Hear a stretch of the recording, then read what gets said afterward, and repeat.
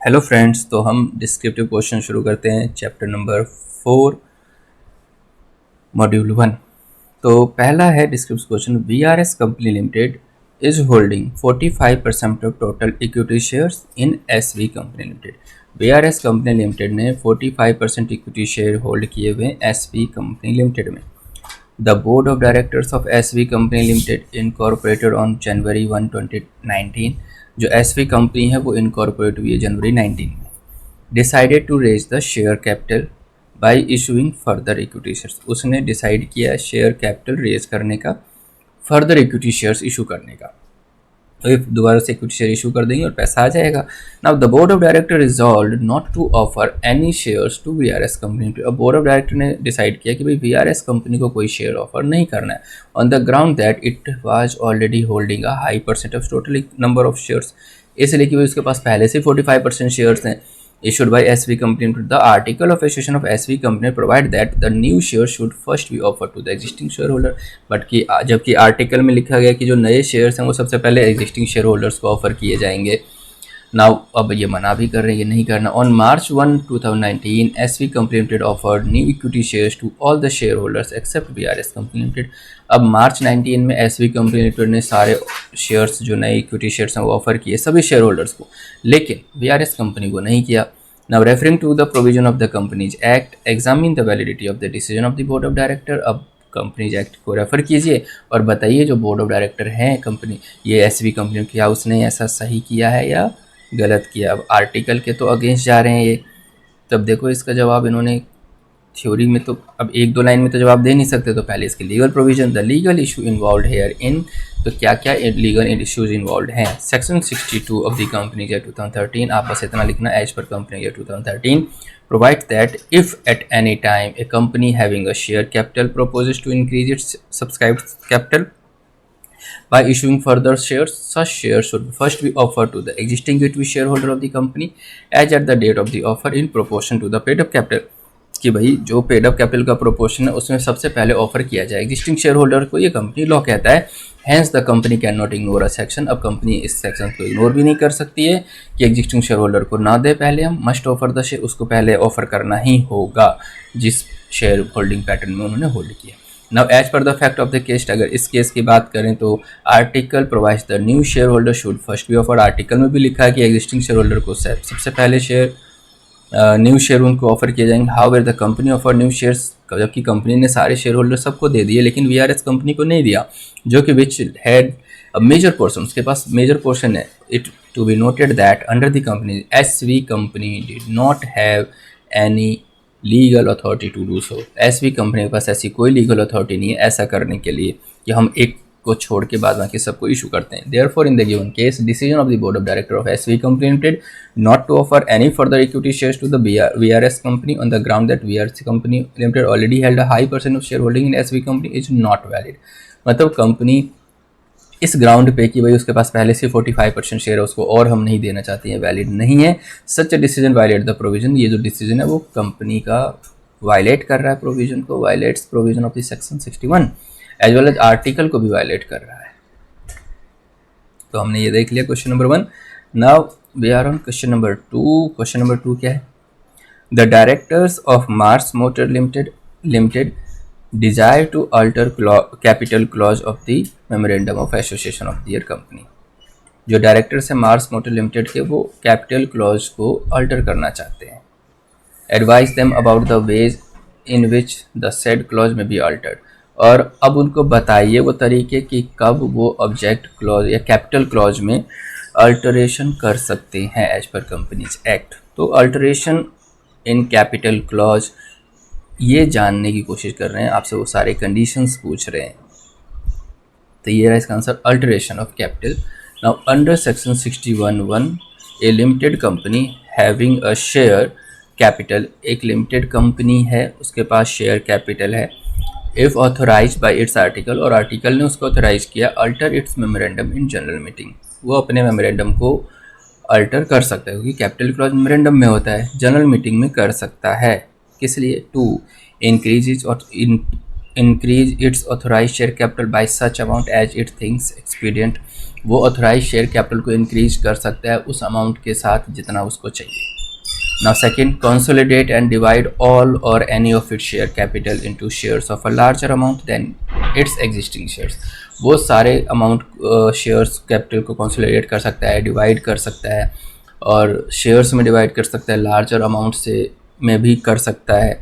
अभी जितने existing shares के जो अमाउंट है उसको ज़्यादा बढ़ा सकता है। और नो कंसोलिडेशन और division which result in change in the voting percentage. Voting percentage में कोई बदलाव नहीं होना चाहिए, बाद बाकी वो अमाउंट में चेंजेस कर सकता है। कन्वर्ट ऑल और any of its paid of share capital into stock और reconvert that stock into fully paid. वो स्टॉक में कन्वर्ट कर सकता है उन शेयर्स को, या फिर स्टॉक से इक्विटी में कन्वर्ट कर सकता है डिनोमिनेशन से, अपने हिसाब से भी 10 रुपये में 50 रुपये की शेयर 100 रुपये की। अब सब डिवाइड इट शेयर्स और any of them into shares of smaller amount than the fix by the amount. Memorandum में कोई एक शेयर प्राइस फिक्स हो गया, उससे भी कम पे करना चाहते तो सब डिवाइड कर सकते हैं।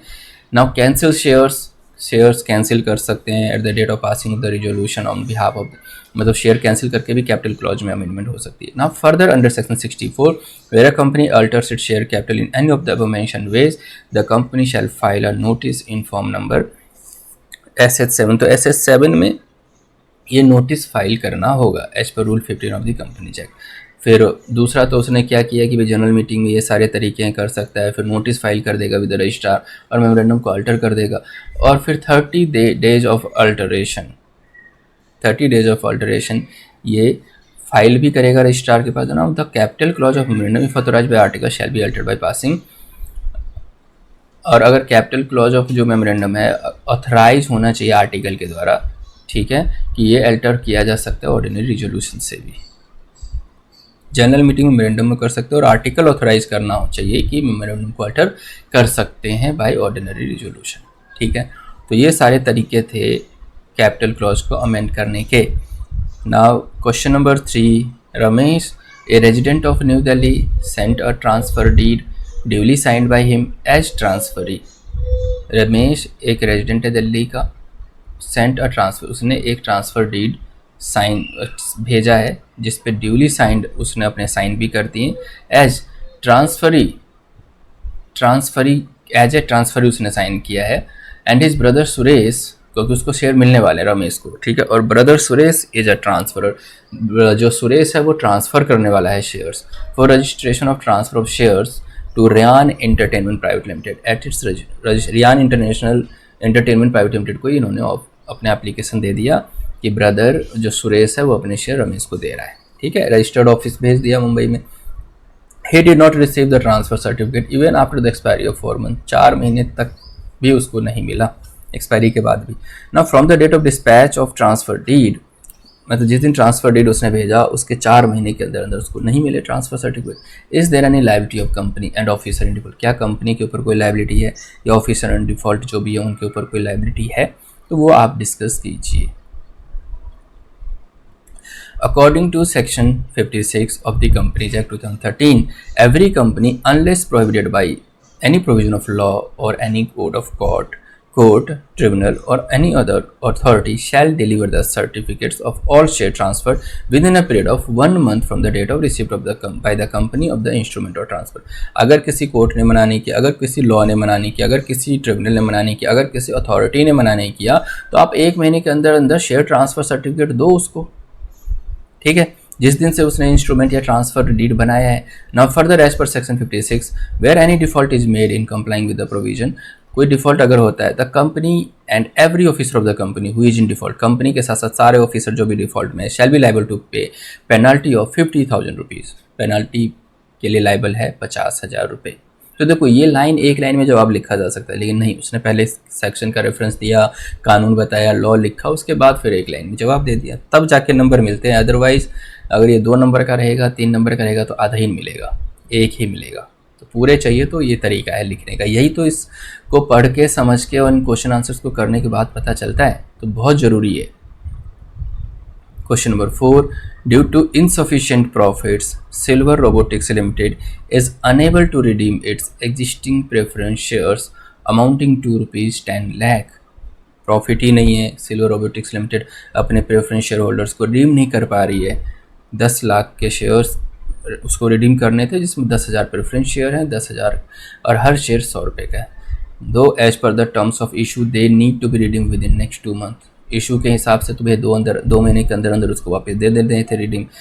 It did not, however default in payment of dividend as and when it become due. उसके बाद फिर डिफॉल्ट, डिविडेंड में भी डिफॉल्ट हो गया।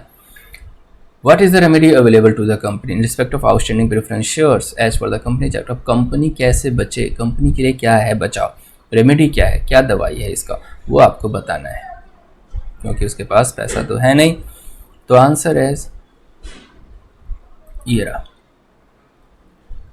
According to Section 55 of the Companies Act, where a company is not in a position to redeem any preference shares or to pay dividend, अगर company पैसे इस पोजीशन में नहीं है कि प्रेफरेंस शेयर्स को रिडीम कर पाए या डिविडेंड दे पाए, if any on such share in accordance with the terms of issue, जो भी इशू के टर्म्स हैं उसके हिसाब से, now with the consent of the holder of 3/4, मतलब 3/4 के जो शेयर होल्डर्स होंगे उनकी सहमति चाहिए। Value of such preference shares के जो भी नंबर ऑफ मेंबर्स हैं उसका 3/4 का कंसेंट चाहिए with the approval of the tribunal on a petition made by एट्स इन द, और ट्रिब्यूनल से अप्रूवल चाहिए issue further redeemable preference shares, कि भाई हम फिर से रिडीमेबल प्रेफरेंस शेयर एक इशू कर रहे हैं उसी इक्वल अमाउंट के, ताकि हम वहाँ से वो पैसा ले लें डिविडेंड के बराबर भी, और वो अनरिडीम जो प्रेफरेंस शेयर हैं उनको हम पैसा लौटा दें, तो फ्रेश प्रेफरेंस शेयर की परमिशन ले सकते हैं और वहाँ से पैसा आएगा फिर इनको दे देंगे।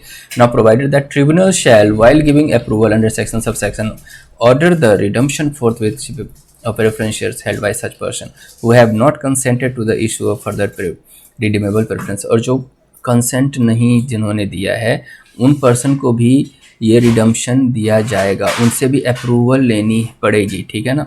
Now in view of the provision silver robotics limited can initiate steps, तो भैया सिल्वर रोबोटिक्स लिमिटेड जो है स्टेप्स इनिशिएट कर सकती है further redeemable preference shares issue करने के लिए, उतना जितना कि उसको डिविडेंड और रिडीम के लिए पैसा चाहिए, that is 10 lakh for this purpose. तो 10 लाख के लिए वो शेयर इशू कर सकती है। For this purpose it shall obtain the consent of, अब वो कंसेंट रिकवर कर लेगा अपने एग्जिस्टिंग शेयर होल्डर से 3/4 की सहमति होनी चाहिए, और ट्रिब्यूनल में भी पिटीशन देना पड़ेगा, ट्रिब्यूनल से भी अप्रूवल होना जाएगा। जो अप्रूवल है वो ट्रिब्यूनल को बता देंगे। In case there are certain preference share holder who have not accorded their consent for the proposal issuing the further redeemable preference, अगर कोई प्रेफरेंस शेयर होल्डर कंसेंट नहीं दे रहे हैं the tribunal may order the company to redeem, तो ऐसे को भैया पैसे दे दो वापस जो नहीं सहमति हो रहे हैं, ठीक है ना। Accordingly silver robotics limited must be ready with sufficient fund for the redemption, तो ऐसे कंपनी के पास पैसा आ जाएगा।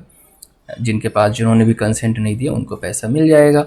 ऑन द जिन्होंने कंसेंट दे दिया कि भाई ठीक है फर्दर मुझे प्रेफरेंस शेयर दे दो, तो उनको तो पैसे देने की ज़रूरत नहीं पड़ेगी। जो नहीं दे रहे ना 3/4 के बाद, उनको पैसे देने के लिए कंपनी के पास पैसा आ जाएगा। तो ये तरीका था, जब पैसे ना हो तो कैसे पैसे अरेंज करें और फिर जो सहमति नहीं दे रहे प्रेफरेंस शेयर वाले उसको पैसे वापस कर दें, उसके लिए सारे तरीके उन्होंने बताए। तो आगे के क्वेश्चंस हम कवर करते हैं नेक्स्ट वीडियो में। अभी हमने इस क्वेश्चन में 4 क्वेश्चंस डिस्कस कर लिए, तो मिलते हैं दोस्तों नेक्स्ट वीडियो में। तब तक के लिए बाय बाय, टेक केयर।